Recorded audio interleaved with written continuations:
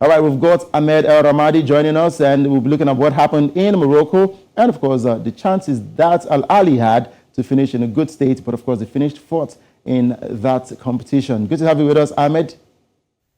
Thank you. All right, what do you make of the tournament hosting in Morocco, and of course, the performance from Real Madrid? Well, you can clearly see they're the European champions. They're the best team in the world. They've now won this title for I think that, however, the fifth or fourth time, I think.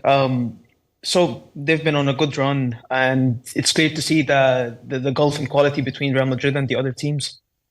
Right, talking about quality now, when will Africa ever get to reach that point where we can actually topple these European teams? Because Ahly, one of the best teams in Africa, they actually give a good account of themselves, but they finished fourth in that one. But what will it take for Africa to really topple these big boys from Europe?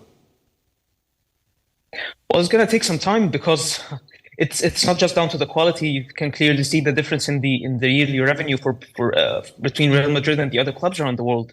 So it will take time, and there needs to be proper development at the youth sector, especially. So it will take some time, and players need to have some massive development early on.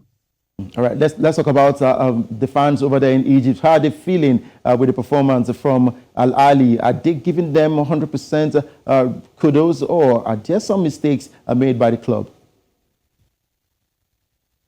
I think the general reaction is after the Real Madrid game, everyone was giving the kudos to them for their performance and how they tried and their valiant effort. But when it comes to their game against Flamengo yesterday, I think their reaction has become a bit different because the manner in which they conceded these 4 goals against Flamengo, it was just poor. So many mistakes around the pitch. So it's these lapses of concentration that cause frustration to the fans, and I think they're rightfully disappointed with the result.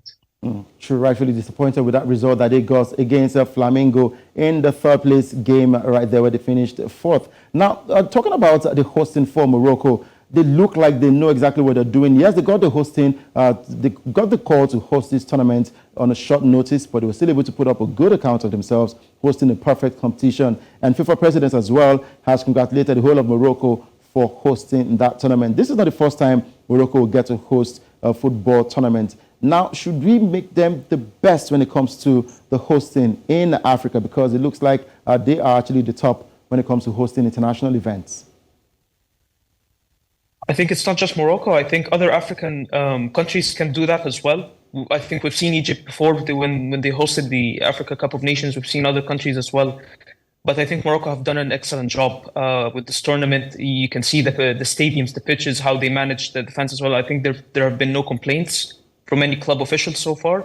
And as you said early on, Carlo Ancelotti praised the officials for hosting this in a proper manner.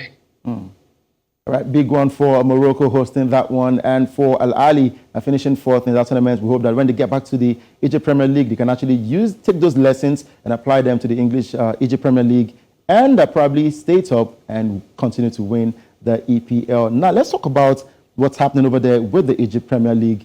Any updates from these clubs? Because some time ago we heard a bit of confusion from the clubs and also officiating in the EPL. How has it been so far, and what are the clubs saying?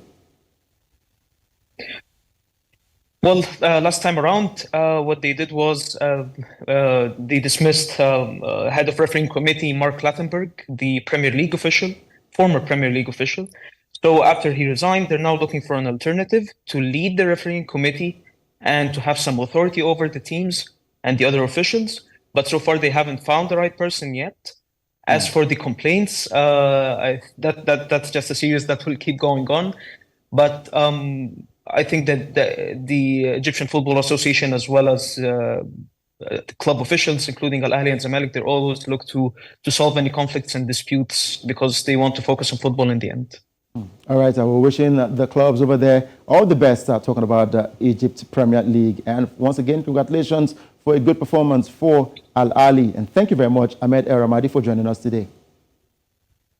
Pleasure to be here. Thank you.